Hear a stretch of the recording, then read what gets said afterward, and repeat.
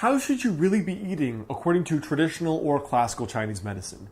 Now in this video, I want to introduce you to not only the foundations of dietetics or the traditional Chinese medicine diet, but also the overall encompassing theory of how diet plays into the underlying Chinese medical theory.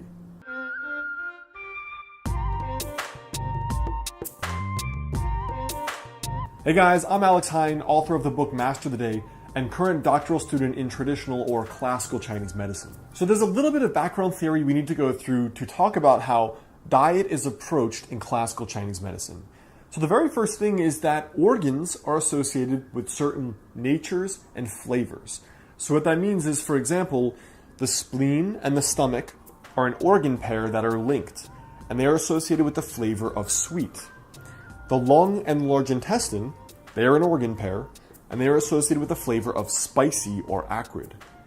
The kidney and the bladder are considered an organ pair, and they are associated with salty. The liver and the gallbladder are an organ pair, and they are associated with the flavor sour.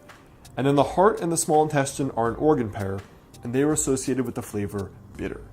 Now, what this means is that the ancient physicians observed that there was a relationship between certain foods and certain organs. So, for example, with spicy or acrid and the lung, it might be like, what is it? This is some hippie stuff. But if you think about what happens when you eat some really spicy chilies, what's the first thing that happens? Well, first of all, your nasal passages open up like this. Mucus starts coming out of your nose and your throat. You start salivating. The lungs open up more. It's because of the spicy nature of that food. And this is what the ancients observed regarding how food affects physical organs in the body. But the first concept here is understanding the energetics of food. So really what this just means is understanding the qi and the flavor. So the qi is typically the temperature of the food, and the flavor is the 5 flavors that we just talked about. So the qi could be, for example, hot, warm, neutral, cool, or cold. And the flavors are typically sweet, spicy, sour, bitter, and salty. So some examples of the qi or the temperature are something that's hot would be something like alcohol, or ginger, chilies, or peppers. Cool could be fruit juices or tomatoes, bananas. As far as meats go, warmer meats are beef and chicken. And then grains, for example, are typically on the cooler side of the spectrum, like barley, tofu, and wheat. So now when we expand this a little bit and we associate certain flavors and foods with certain organ systems, this is what this begins to look like. You have the spleen and the stomach, which are associated with sweet and are also associated with bananas, chicken, milk, pork, potatoes, and wheat. The lung and large intestine are associated with spicy or acrid and are associated with things like garlic, ginger, or chilies. The kidney and the bladder are associated with salt, like salt, crayfish, or oysters. The liver and gallbladder are associated with sour, like apples, grapes, plum, and even some cheeses. The heart and the small intestine are associated with bitter, with things like celery root, coffee, some tea, and some lettuces. All right, so what does all this actually have to do with illness and with medicine? There are 2 really important concepts that it comes down to when it comes to what to eat based on your body, your constitution, your body's preferences, which one could call constitution, and if you already have an illness or not. So the first habit is to balance flavor and nature inside your own body based on where your body currently is. So let's say, for example, you have heat symptoms in your body. You always run hot, your face gets flushed easily, you sweat easily. The foundational principle is to avoid eating too much hot and spicy food. It's pretty obvious, right? If you're already that hot, you probably don't even crave eating spicy foods to begin with.